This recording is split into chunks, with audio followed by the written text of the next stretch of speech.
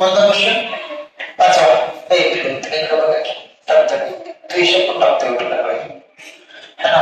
बघूया काय म्हणले. क्वेश्चन नंबर 11 मध्ये काय म्हणले गेले की सुयश नावाचा मुलगा आहे, बरोबर आहे का?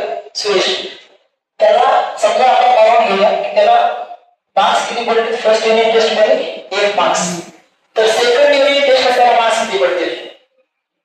10 मोर म्हणले ना as compared to first test, तर 1 प्लस 10 मार्क्स किती पडले इन सेकंड युनिट टेस्ट. पहिला केलं की ले सुयश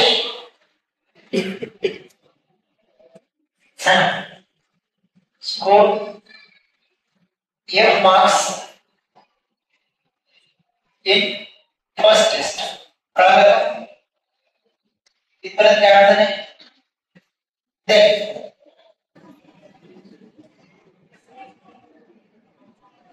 सेकंड युनिट टेस्ट मध्ये है ना, सेकंड युनिट टेस्ट मध्ये सुयशला किती मार्क्स पडतील?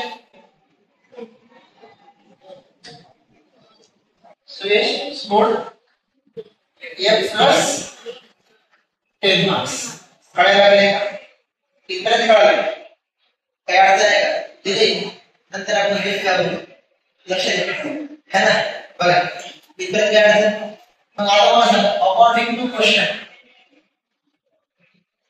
अकॉर्डिंग टू क्वेश्चन काय झालं प्रश्न सांगा बरं, है ना. बघा 5 टाइम्स म्हणले, 5 times score of the second test. Second test score काय आहे? F plus 7 नाही रे, काय लागले इज सेम एज, सेम आणि इक्वल, पुन्हा इक्वल आहे. स्क्वेअर पुन्हा स्क्वेअर करायचे. फर्स्ट युनिट टेस्ट मध्ये जे स्कोर पडले ते किती पडले? F काय होईल? स्क्वेअर. कळालं नाही कळालं? समजलं का? पुढे सिंपल आहे ना, हा F स्क्वेअर, हा 5F काय होईल? 5F 5 10 काय होईल? 50. आता काय करा, स्टँडर्ड फॉर्म मध्ये लिहून करा है ना.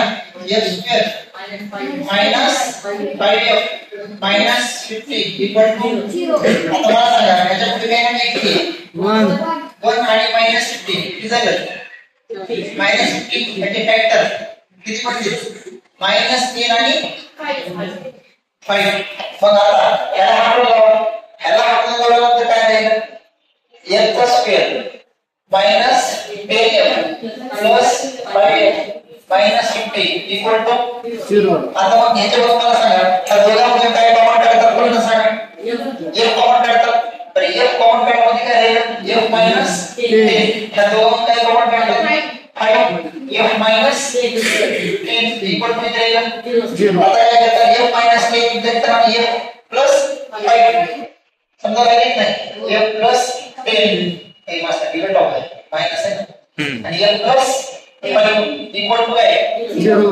दोघांचा गुणाकार छेद घ्यायला, दोघांचा गुणाकार छेद घ्यायला, याचा अर्थ दोघांपैकी एक कोणते काय असणार आहे? 0 असणार आहे की नाही? सिंपल झालं की नाही क्वेश्चन?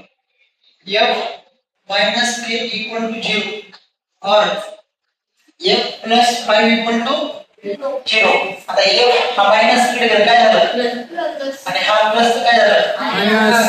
मग है ना मार्क्स कांट बी निगेटिव्ह कारण की का बरं त्याने सांगितलं नाही है ना. Marks can't be negative. So है ना. आता मला सांगा F equal to 10. आता म्हणजे आता सुयशला मार्क्स किती पडले फर्स्ट युनिट टेस्ट मध्ये? 10. दुसऱ्या युनिट मध्ये किती पडले? 10 प्लस 10 20 पडले नाही. काय अडचण आहे का? नाही. इथं बरोबर चल.